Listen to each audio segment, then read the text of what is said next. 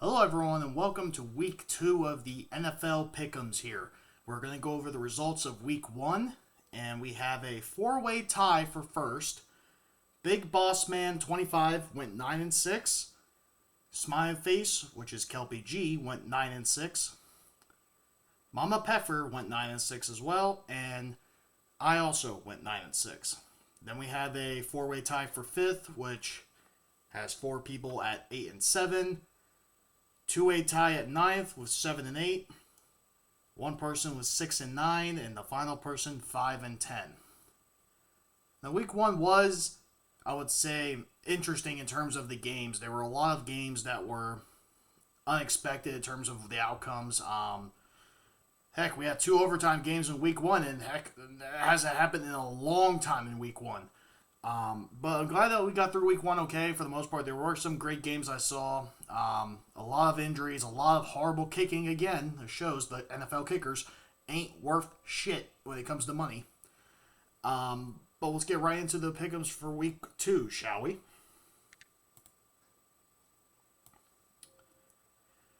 We first have the Los Angeles Chargers here playing in Kansas City on Thursday Night Football.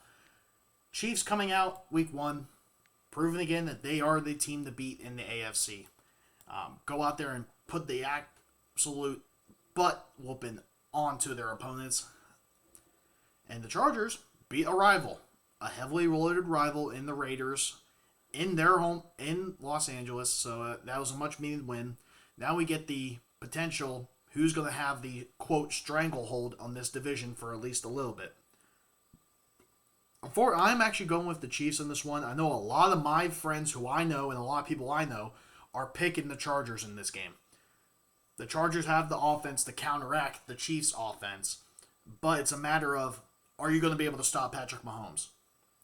Even though Tyreek's not there, he proved it last week. He doesn't need Tyreek to score 40-plus points a game. He does not need him. I'm expecting him a little bit harder time this time around. He's playing against a lot harder defense than the previous week. We'll see what happens here, but I'm picking the Chiefs to win this one. Then we have the New York Jets playing against the Cleveland Browns. I'm going with the Cleveland Browns. They showed a lot in that week 1 matchup against Carolina that they can win a game as great and freaking horrible in defense as it was. They can run the ball. They can still run the ball. They can still pass it. Jacoby Brissett is still a great quarterback in this league. He's not, I believe, not a starter, like a straight-up starter. He's a guy who you know is a backup quarterback. When he needs to play, he'll play. Unfortunately, they won a game off a field goal, which unfortunately that was one of the games I picked wrong. I thought the Panthers were going to win. They now get to play the Jets. And the Jets, who just came off the butt whooping to the Ravens, I expected to be somewhat competitive at first, but then I think the Browns are going to put it away once they get halfway through the game. The Browns should win this one pretty easily, I would say. Then we have the Detroit Lions hosting the Washington Commanders. And for once, I believe this is the first time in a handful of years that Detroit is actually favored to win this game. And they're at home. Surprisingly at home. They're favored to win. They're playing against Washington Commanders, who barely beat the Jags, and that should tell you something about the Washington Commanders and the Jags. The Jags, for one, are still the worst team in the NFL, I still believe. Detroit Lions put up a heck of a performance against the Eagles. They almost literally pulled the comeback. They only lost by 3, even though they gave up 38. They put up 35 on the Eagles, so that's a little bit concerning. I think Detroit's going to win this one. I think they're going to have a bounce-back game. Obviously, the coach is there. The coach knows what he's doing. They have a great culture now, and they potentially could be something of a threat come playoff time when they need to get that wild card seed. I'm picking them to win this game. If the Commanders win, I'll be surprised. Then we have the Tampa Bay Bucks going into New Orleans. Now, since Brady's been in Tampa, he has been unable to beat the Saints at all in his career when he's in Tampa. I think this is where it switches around for them. He has an additional weapon in Julio Jones. The offensive line is still iffy with them. for the most part, but I believe they have the better chance of weapons against them. And Jameis Winston, unbelievable comeback against the Falcons. They had a Drew Brees-like, I would say, comeback in terms of him being able to be effective with the ball, get the team in the position to get the points that they needed in order to win the game. Unfortunately, he's playing against a harder defense this time around. He's not playing the Falcons, and I think he's going to learn very quickly that this is still Brady's division. Tampa Bay wins this one, goes 2-0 on the year. Then we have the Carolina Panthers playing against the Giants. Giants with an unbelievable comeback win over the Titans. The win by field goal. Congrats to them.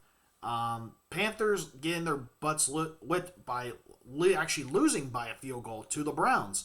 I think this game is going to be a lot closer than people think. I'm picking the Panthers to win it, though. I think the Panthers are going to have a bounce-back game. The Giants, I do like what I see in terms of the run game. It's starting to come back now with Saquon Barkley healthy now. But we need to see how they do when it comes to passing. They did have that one deep pass to Sterling Shepard, but how are you going to do that against a, quote, above-average defense? The Titans have an okay defense, but they also lost a lot of their power in terms of week one after they lost a guy to a ACL injury. So this might be somewhat a lot easier competition, a lot harder to determine the outcome of the game, but it's going to be iffy. I think this is a coin toss in terms of what you need to go with, but I'm going with the Panthers. Then we have the New England Patriots coming into Pittsburgh. It's the first time in 18 plus years that we're not seeing Tom Brady or Ben Roethlisberger on the field for either team. This is actually very interesting. I'm actually going with the Steelers to win this one. Even the loss of TJ, luckily for all Pittsburgh fans, he's only gone for 6 weeks. It's a slight tear. We brought in a guy from the Titans defensive practice squad to fill in that role for the time being. Najee is going to play this game, which is a good sign. The defense looked unbelievable week one. Looked like legitimately the best team in years for the Steelers with the way that they were able to do the turnovers, the interceptions, sacking the quarterback. It was unbelievable. It was the perfect game on defense. Now, I expect that to trail back a bit for this game, considering TJ's not there. But I still anticipate them getting their sacks, getting some pressures on the quarterback, especially with a Mac Jones who has a back spasms thing going on right now. So expect the Steelers to target that for somewhat, to go at him and try and pressure him so that if he does start to have issues that they know, okay, he's got issues now, we're in his head. I'm picking the Steelers to win this one, and I think it's going to be very close, though, even though it's at home. Then we have the 0-1, Colts going against the Jacksonville Jaguars, who are also 0-1. I am picking the Colts to win this one. I think the Colts are going to have a bounce-back game. They should have honestly won the game against the Texans. It's just that the kickers couldn't kick crap in that entire game. So, unfortunately, and the Jags are good. It's just that their defense is what's going to kill them. Their defense is still very, very young, and their offense is still young. They're still trying to get used to the new head coach culture that they're trying to build. But I think the Colts are going to win this one and move on to their first win of the year and get back on track of where they need to be. Then we go to the Miami Dolphins playing against the Baltimore Ravens. Miami beating the absolute crap out of the Patriots in week one. Unbelievable good job by the offense of the Miami Dolphins with Tua Tagovailoa getting the ball to Tyreek and Waddle going off and doing his thing. I definitely like what I'm seeing in terms of the offense. The offensive line has been great for them so far. But now that the real test comes, how you're going to play against a really, really good defense in the Baltimore Ravens. The Ravens also have a great offense. Lamar showed that he can stay in the pocket and throw it deep. This is going to be a very telling game for a lot of reasons that depending on how this goes, I think that shows you, okay, if Tua is the guy for Miami and Lamar is the guy for the Ravens, they need to give him his money next year. I'm picking the Ravens to win this one. I just think when it comes down to it, the Ravens defense is more efficient and more prone to get turnovers than the Dolphins defense in this matchup. So I'm going with the Baltimore Ravens to win this one. Then we have the Los Angeles Rams hosting the Atlanta Falcons. I'm going with the Rams to win this one. The Falcons defense proved nothing in week 1 yet again for multiple seasons in a row now. When they have the lead, they decide to choke it away. It's like their kink for some reason. They like choking leads. So I'm going with the Rams to win this one. I think they have a bounce back game. I think Stafford's going to play a lot better. I think he's going to target Allen Robinson more, get him more involved in the game. You can't just be giving the ball every freaking time to Cooper Kupp, even though we know he's your best player. You have to get other guys involved to help Cooper Kupp. I think the Rams are going to win this one, though. Then we come to the Seattle Seahawks playing against the 49ers. I am going actually with the 49ers to win this one. And arguably, and it's probably, I should go probably with the Seahawks in an upset here, because on the Pickems, they have the 49ers favored, 77% to 23%. But I'm going with the Niners. I think they're going to have a bounce back game this time around. They should have won against the Bears. They were up pretty good. They were up 10-0, I believe, at one point. And they were like, okay, third quarter, we got this. They slowly backed up their foot off the gas. And yes, I understand the weather was crap in there in Chicago, but you got to overcome that. Seattle beating Russell in his return game home to Seattle. Very good job by them. And Geno Smith had a near perfect game for Geno. That's all you can ask for from Geno. Have that perfect game and then have your defense do what they have to do. Now, they did lose Jamal Adams for the entire year now. He's got a season-ending injury. He tore his quad.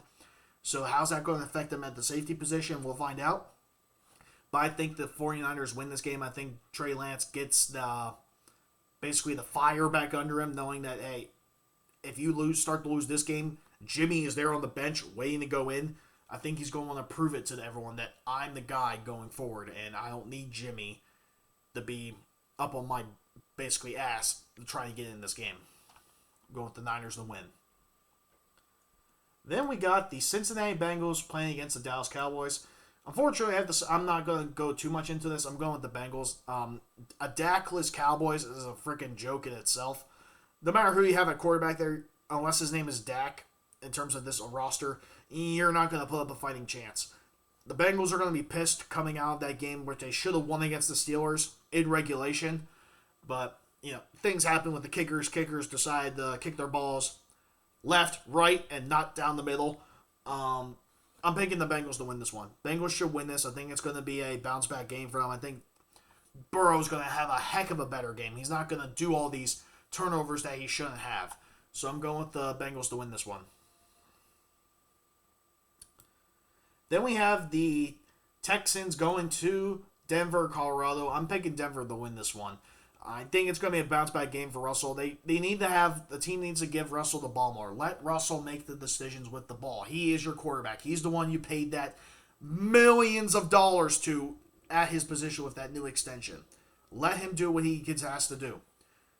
If they lose this game, unfortunately, I think they're going to have to maybe look at firing the coach, because this is ridiculous. You shouldn't be able to lose in these, like the first game, Seahawks, okay, it is what it is, but you should let the quarterback lose or win you the game. Don't let the kicker decide that in that situation when they were in that game. If the Texans win this one, I'll be basically saying the season's over for the Broncos, because unfortunately, even though it's 2 weeks in, you can't beat the Texans, who are 0-1. It's a joke. Denver should win. Then we have the Cardinals against the Raiders. I am actually iffy on this one because I think it could go either way. I think the Cardinals could win and pull off the upset on the road, but I'm going with the Raiders to have the bounce-back game. They need to stay in contention with their division, considering it is the best overall stacked division in the whole NFL. I have to think the Raiders win this one. I think they're going to have a bounce-back game. We saw that Devontae Adams and Derek Carr had this connection again since Fresno State. They have that passer-receiver connection. We just need to get the running game going. Their defense has got to play a lot better, and I think they do this time around. Then we have the Sunday night game, which should not be a Sunday night game. The Chicago Bears going to the Green Bay Packers. Rodgers should win this one. I think this is a game that Rodgers is going to be having his bounce back. Week 1, last few years, Week 1 have been horrible for the Packers. I think this is his bounce back game. He owns the Bears. He literally, they call him daddy when he walks in. I think he's going to go out there and just utterly dominate them. From the run game is going to be better, the pass game, the defense is going to be a hell of a lot better against a second-year quarterback in Justin Fields who would look good week one, but you're now playing against the king of your franchise. We'll see what happens. I think Packers win. Then we have a special treat, 2 Monday night games. The first of which at 7:15, we have the Tennessee Titans playing against the Buffalo Bills. I am going with the Buffalo Bills here. I just like what I'm seeing from the offense. Josh Allen looking like he's an MVP candidate, proving to everyone that this is the year, if not the year, the Bills should go to the Super Bowl and win it. I'm picking the Bills to win. Titans don't have much in terms of an offensive game from my perspective that is going to make me, if I was a Bills fan, feel threatened. They don't have A.J. Brown anymore. They got rid of him, sent him to Philadelphia, and he's having a ball over there. Derrick Henry, maybe on the decline? Question mark. We'll see what happens this game. But I'll be concerned after the game if he does not have a good game. Buffalo should win this one, be 2-0 in their division, and have a somewhat of a stranglehold on that division for the time being. Then we have the game that I thought should be a Sunday Night Football. The Minnesota Vikings versus the Philadelphia Eagles at 8:30. I am actually going with the Minnesota Vikings going into Philadelphia and beating the Eagles. Justin Jefferson, I think, is, if not the number one best young wide receiver in the league, he is the best wide receiver in the league. He proved it last week when he torched that Packers defense, which was not good in terms of the back half of the field, but is good enough in order that they should stop him. They should. But Justin Jefferson arguably is the best thing that the Vikings had since Randy Moss, which is not too far off of a comparison. I am actually thinking that Kirk Cousins is going to have a good game this time. On primetime history, he's not have good games. I think he's going to have a good game against us. I think he's also going to remember that even though he was not a part of that team that went to the NFC Championship game against this Eagles in 2018 or 26, late 20s, I'll have to look it up. But he's going to remember that team. Most of the players who are on that are going to remember that. They're going to go out there and make a statement that they should be the team that's going to be looked at as the number one team to start out the year in the NFC. This is a must-win for the Vikings to make that statement. I'm going with the Vikings to win. If the Eagles win, good on you guys. You proved me wrong. I just don't think you guys have enough defensive power to stop that juggernaut in offense that they have at wide receiver, let alone their running back. We'll see what happens, but I wish you guys luck. And with that said, we made it through the Week 2 picks. Let me know how you guys did, and we'll see you guys at the end of Week 2, going into Week 3 with the updated standings, and hopefully, maybe, we'll have officially a number one person. Maybe we won't have a tie. If we have a tie then, we'll still do the same thing, but hopefully we don't have any more ties, and it's now started to stagnate with rankings that people know where they're at, and we'll go from there. Thank you all, and we'll see you in Week 3 of the NFL season.